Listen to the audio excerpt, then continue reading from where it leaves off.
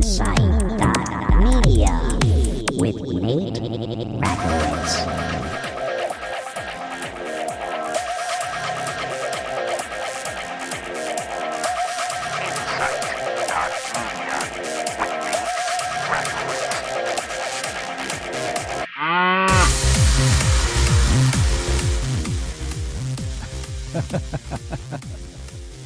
Greetings, my friends. I am your host, Nate Rackiewicz, and I want to welcome you to my new show here called nSight.Media. We're going to be taking a look at the underlying data and analytics that are driving both the content creation space in the media industry, as well as advertising.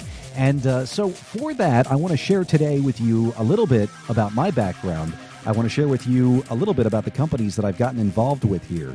And I want to share with you something that I call the supply chain of insights. I want to bring insights to your organization and solve your problems. That, my friends, is what we're going to be focusing on today here on nSight.Media.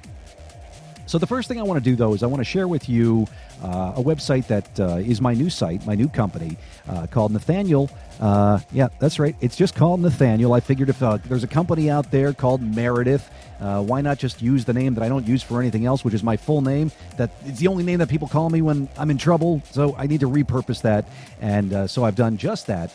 Set up a company called Nathaniel.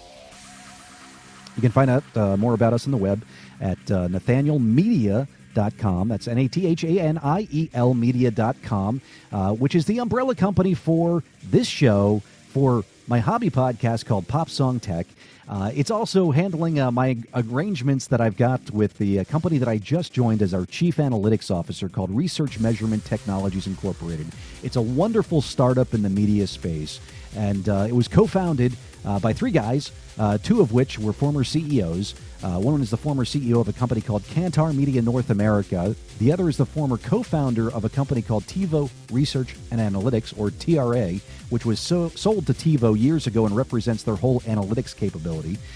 He's also the former CEO of Scan America, former CEO of a company called Next Century Media.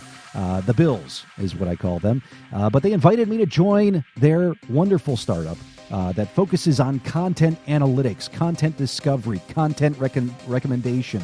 It focuses on ROI optimization in the advertising space. Really cool stuff, underlying proprietary technology that focuses on the psychographics of why consumers watch what they do on television.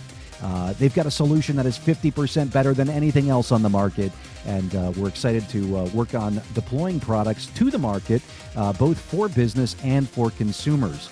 Stay tuned, because there's a really cool website that's coming out for consumers in the content recommendation space. So think video recommendation engines. Really, really impressive stuff. So I've joined this company as their chief analytics officer after spending over 18 years at another small company that you might have heard of called HBO, or Home Box Office.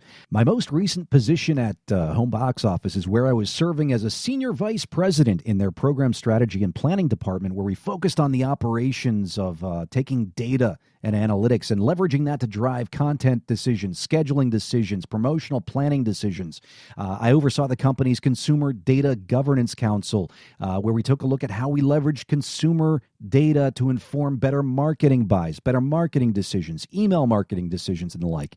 So I got super excited about content analytics, the DNA of what makes up a particular piece of content, and how do you optimize that against other content and other promotion and other advertising. And I thought this would be a great week to launch this show, because we're coming off the weekend that's probably the biggest weekend for advertising of the year, associated with the Super Bowl. The Super Bowl just took place this past Sunday night, and thank goodness I do not live in Atlanta. Those guys totally choked. Don't they know that you're supposed to play two halves of a football game, not just the first half? But Tom Brady, man, I'm not a huge fan. Those guys are, I grew up a Redskins fan, and now I live in the New York City area, so I root for the Giants. But anyway, Tom Brady, kudos to him. Amazing comeback. I've never seen anything like it. Greatest comeback in Super Bowl history, but also some of the greatest advertisements that you'll see this year, including those from Nat Geo. We'll talk about that a little bit here. There was a new show that they've got coming up called Genius that focuses on Einstein. And I thought they did an amazing job with the content that was embedded within the commercial that followed Lady Gaga's halftime performance this weekend. Coming right out of Lady Gaga, who put on one heck of a show. They went right into this commercial of Albert Einstein playing Lady Gaga's song on the violin as an advertisement for their upcoming series called Genius on Nat Geo. I think Nat Geo has been doing some really amazing things. Their CEO, Courtney Monroe, is a former colleague of mine at HBO, where she served as kind of the head of marketing. I was doing some work with her years ago, and I think she's done an amazing job at Nat Geo. So this show, though, nSight.Media, we're going to be taking a look at insights in the media industry. Why nSight? Well, I'm Nate, and these are things that I'm looking at, and I want to share with you.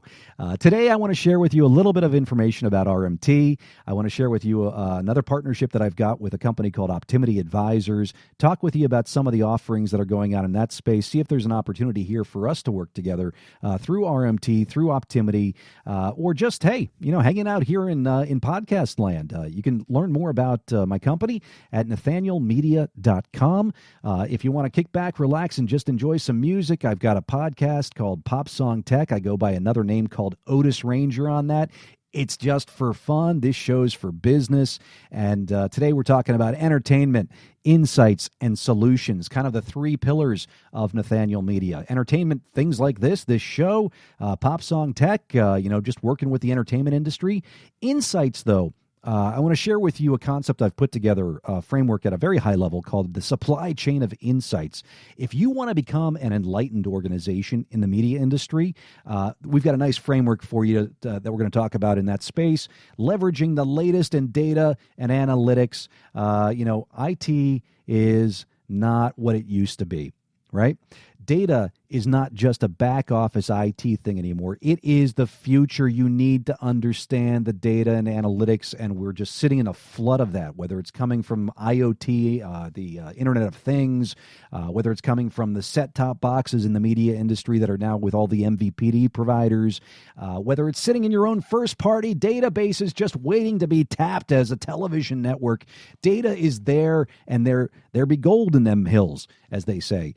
So get out your pickaxes. We're going to be digging for gold here, digging for oil, digging for data, and seeing what insights kind of reside within it.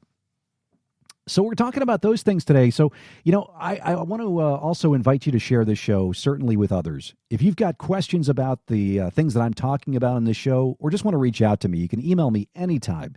Take a look at the show notes for my email address. My last name, of course, is a little complicated, but my email address is just nate.rackowitz@nathanielmedia.com. Again, nate.rackowitz@nathanielmedia.com. We've got some great things going on over at that site. You can just check it out. Shoot me a note. If you want to talk about RMT, if you want to talk about content analytics, if you want to talk about ROI optimization in the advertising space, happy to have a chat with you. Today, I want to introduce a concept that I call the supply chain of insights. And together, we can build a supply chain of insights and turn your organization into a very enlightened one that is very agile, very nimble, getting rid of the layers upon layers of bureaucracy within companies to bring it down to something that has a finely tuned engine. We want to set up a supply chain of insights. And there is a 10-step program for this. There's a cheat sheet for it at NathanielMedia.com for your reference. But today I want to talk with you just at kind of a high level about what do I mean when I talk about the supply chain of insights. And I've talked on many panels at many conferences about this concept. But what I want to do is just kind of share with you on the show today a little bit about this. Use a couple examples of these things, talk about some of the providers that are out there that may be able to help you and your company really tap into the gold that is your first and second party data, whether it's for product development decisions to improve your product based on customer feedback and customer usage, whether it's social sentiment analysis, and I talk with all those companies as well. So we can bring a lot of insight to you here on this show, nSight.Media at NathanielMedia.com. So in terms of building a supply chain of insights, What are we talking about here, right? Well, you hear about data and you hear about big data and you hear about now the big thing is data intelligence, right? That's the big buzzword that you're going to start hearing here in 2017. Data science has been around and is a very important thing. It's very different than data engineering and so important, though. So I'm going to share with you today a 10-step process that I call the supply chain of insights.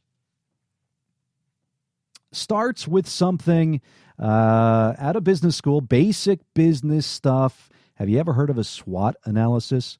Well, we're going to start off the supply chain of insights with number one, performing a strategic marketplace analysis. And number two, determining what business opportunities or threats exist. And doing that, you can use lots of different strategic models for that. A very basic one that's out there that they teach you kind of in Business School 101. I went to business school undergrad at the University of Notre Dame, where I earned the Student Leadership Award, little plug for myself.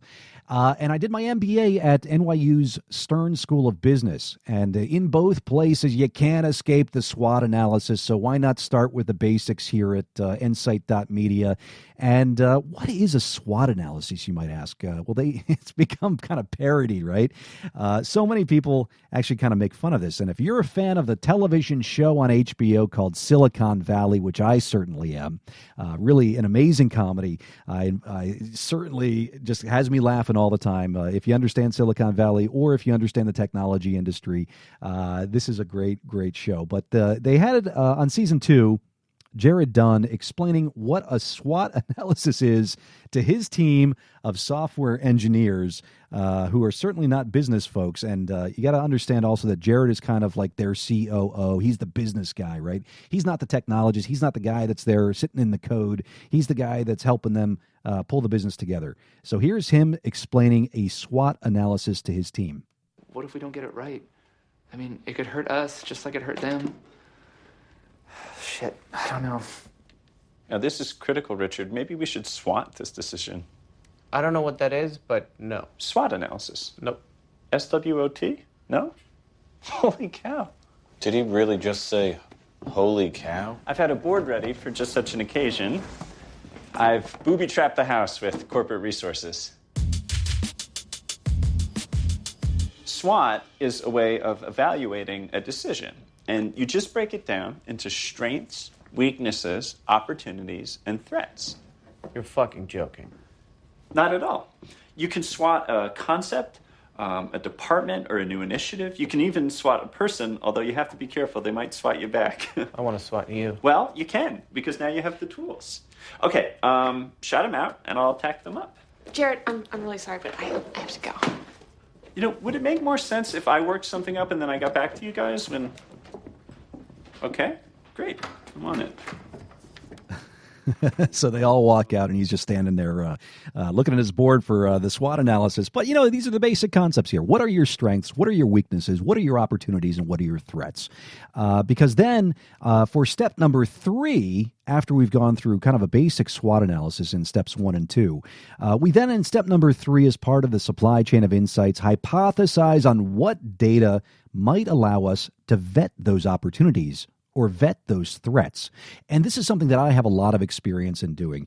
I've done it professionally. You do it personally also. You take a look at kind of the things that are, just in your general day-to-day around your house, right? What are your strengths? What are your weaknesses? What are your opportunities? What are your threats? And what are the data elements that you need to really better inform and enable those opportunities to take place? Well, we're going to sit down together and talk about those data elements that may be out there sitting in some DMP someplace. And no, I'm not talking about what the dog does in your backyard. I'm talking about data management platforms, the new acronym, right? It seems that everybody that used to be a database provider is now popping up as a DMP or data management platform. Well, that gets us into step number 4, which is ensuring an elastic technology infrastructure exists to support big data storage and analysis. And for step number 4, I certainly recommend finding a good partner in the industry that specializes in building out big data platforms. I tend to lean towards Amazon Web Services, but, there's Microsoft Azure and lots of others out there. But we're in the stage of the industry where everything's been moving to the cloud. There's plenty of opportunities out there, but it's really hard to find talent. There is a huge talent shortage around big data engineering skills. And so when there is such a shortage within your